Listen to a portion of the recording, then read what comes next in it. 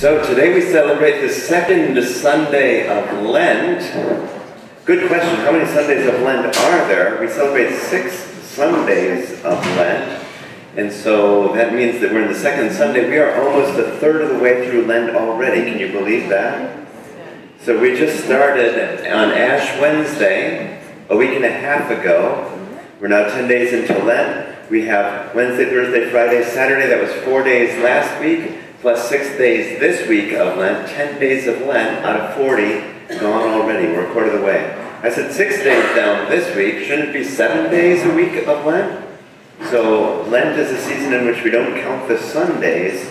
So if you start counting on Ash Wednesday, from Ash Wednesday through Holy Saturday, that's 40 days if you cross out the Sundays. Don't count the Sundays because Sundays are not considered days of Lent. Even though we celebrate today as the second Sunday of Lent, it's not a day of fast as all the other days are, because every Sunday we celebrate the resurrection of Christ. So today we celebrate the second Sunday of Lent, which is always fascinating because the first Sunday of Lent always deals with the temptation of Christ. Did you catch that last week? Remember what the gospel was last week? Last week, Mark tells the story of Jesus going out into the desert to be tempted by Satan. That's all that Mark tells us. What's fascinating is that Matthew and Luke give us a lot more details about that event. They tell us what it is that happened in that exchange between Jesus and Satan. A fascinating thing for us because as 21st century people, we look back on that history and we know that the concept of Satan or the devil was actually a Persian invention. Interesting, the Persians were the first to believe in Satan. Somewhere between the 4th and the 6th century BC, they had this belief. Our ancient Jewish ancestors in the Middle East were influenced by that belief. And so we have this story of Jesus being tempted by Satan in the desert. Matthew and Luke give us a very detailed story about that. Mark, on the other hand, simply says that after Jesus was baptized, he was pushed out into the desert by the Holy Spirit, or thrust out into the desert, where he was tempted by Satan. How long was Jesus in the desert? Everybody guess? 40 days. 40 is a nice symbolic number. Last week's first reading came from the book of Genesis about Noah being in the middle of the flood. Another story that we borrowed from other cultures. How interesting. It was the Babylonians who first came up with a story of a flood that destroyed the universe, and how it was that our neighbors, the Babylonians, when we were in exile, pushed into Babylon, we heard their story, and we made it part of our set of stories. So Noah, when he was in the ark, how many days was he in the ark? How many days did the flood last? What are we guessing? 40 again.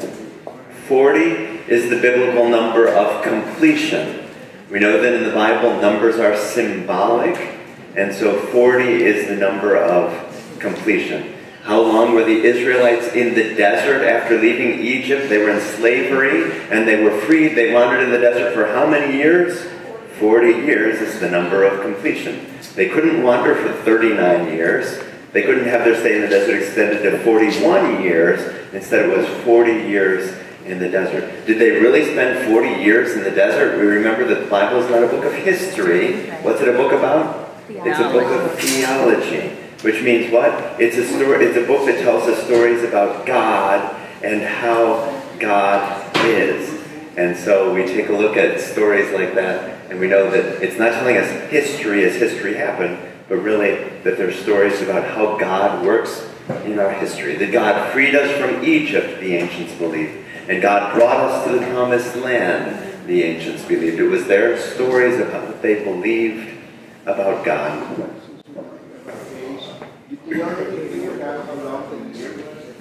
Ooh, excellent question. Have they already figured out how long a year was at that time? The challenge is that back then, did they use a calendar like we use? They used actually a lunar calendar, which is fascinating because what does a lunar calendar do? A lunar calendar isn't based on 365 days. What is a lunar calendar based on? Every time the cycle of the moon. It's based on the cycle of the moon. And so for them, that's why it's so important for us, because when do we celebrate Easter? The first Sunday after the first full moon. after the spring equinox. Their calendar, like the Chinese calendar, is based on the moon, the lunar calendar. Fascinating. So back then we had a lunar calendar, which simply meant that we looked up. And it was interesting because the lunar calendar was roughly 28 days, more or less.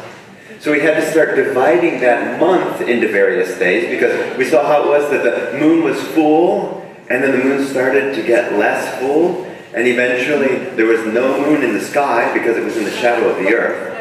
And then the moon came and appeared again until it was a full moon. Did you notice that? That's the cycle of the moon. So we started to figure out how that was roughly 28 days. So how are we going to divide these 28 days into cycles? Well, there's the full moon, and there's the half moon, and there's no moon, and there's the other half of the moon. So what did we divide those 28 days into? 28 divided by 4, follow me now, the number was 7. And so what segment of time did we suddenly have? 7 days a week. 7 is also a symbolic number in the Bible. How interesting, because 7 is another number, a perfect number, which is why the number 666, the number of the beast in Revelation, is so significant, because 1 less than 6 is not perfect. 6 was the bad number, 7 is the good number. Various cultures have lucky numbers or unlucky numbers, right? In the United States, what are some of our lucky numbers? 7, maybe. In the Chinese culture, the number 8. In the Chinese culture, the number 4 is an unlucky number. Why? Because the number 4 in Chinese sounds like like their word for death. I know they sound almost the same, but it sounds almost the same. Their word 4 sounds almost like death, which is why it's an unlucky number. Interesting, because in our history as Jews, we now know of 7 as a perfect number. Did we always know it as that? No. Because back when we were in the Holy Land, centered in the Holy Land, our Akkadian neighbors, some of our neighbors, they were called the Akkadians, and they had this belief that there was an unlucky day of the week. Have you heard this story before? And so what happens if you have an unlucky day of the week? It's sort of like Friday the 13th. If Friday the 13th is an unlucky day, and if you believe that, then are you going to be really anxious to get out of bed on Friday the 13th? No, because something could happen. Better to stay in bed on Friday the 13th if you're superstitious, right? So our Akkadian neighbors were superstitious, and so what was the unlucky day for them? Every 7th day, they called it the Sabbath. Ooh, think about this for a moment. How did our neighbors' belief influence us? Because we took from them this idea. They believed, oh my word, this is an unlucky day. We better have a day of rest. They were just trying to get out of working 7 days a week. That was easy, right? They wanted to close their restaurants 1 day a week. What were they thinking? They wanted a family day. So it was the Akkadians, our neighbors in the Middle East, who believed that 7 was an unlucky number, which is why today we celebrate Sunday as a day of rest, or at least we used to when I was young, right? That's kind of gone by the wayside. I remember when I was young, we used to close restaurants and stores and various places of business, everything. Sunday was a family day, a day of rest. We have the Akkadians to thank for that, because for them Sunday was an unlucky day. Don't work on Sunday, something could happen. Today our Jewish brothers and sisters, do we know much about our Jewish brothers and sisters? So they still have a Sabbath. Do they celebrate their day of rest on Sunday? When is their day of rest? Saturday.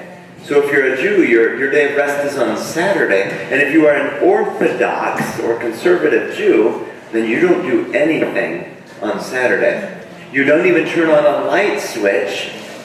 I've got news for you, because turning on the light switch is work. Whoa. Think about that for a moment. All the cooking of all the food that you're going to eat on Saturday, got news for you. Better prepare it on Friday. There is no work on the Sabbath, on Saturday. And they have to do it before sunset on Friday. Why before sunset on Friday? Again, they have a different calendar. They use the lunar calendar, but when does their day begin? Does their day begin at midnight? Their day begins at sunset. Interesting. So we have them to thank, our Jewish ancestors, for Saturday night masses in the church. Think about that for a moment, right? Sometimes, instead of going to Mass on Sunday, we know many people go to Mass on Saturday night. Where did that come from? Because the church has said, oh, Sunday actually begins on Saturday evening. Interesting. So, a lot that we took from our ancient Jewish brothers and sisters, especially the symbolism of numbers, which is why Lent is a season of 40 days, because how long did Jesus spend fasting and praying in the desert? What are we going to guess? 40 days. So today, the second Sunday of Lent, we're already a quarter of the way through those 40 days. Can you believe it? We just celebrated Ash Wednesday last week, 10 days ago. And already we're a quarter of the way through Lent. What does that mean for us? We only have 30 more days of Lent to focus on those three practices. What are the three traditional practices of Lent? We heard them on Ash Wednesday in the Gospel. The Gospel of Matthew tells us that during Lent we should focus on what three things? We should focus on praying, prayer, fasting, going without something that we like, which is why we often give up something like candy or chocolates or cigarettes or going to the gym. No, I just give up something that we enjoyed during Lent. And also almsgiving. Prayer, fasting, and almsgiving. What is almsgiving?